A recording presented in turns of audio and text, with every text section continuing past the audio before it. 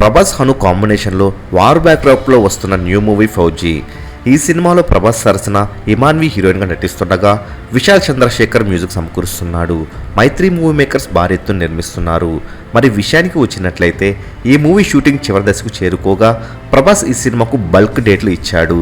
Cinema పూర్తయ్యే వరకు కంటిన్యూస్గా షూటింగ్ చేయబోతున్నాడు. అయితే ఈ మూవీని దసరా కానుక రిలీజ్ చేయాలనే ప్లాన్లో మేకర్స్ ఉన్నారు. ప్రభాస్ ముందు స్పిరిట్ రిలీజ్ చేయాలనుకున్నప్పటికీ మైత్రి మూవీ మేకర్ సజెషన్స్ మేరకు ఫౌజీని దసరాకు దింపాలని భావిస్తున్నారు.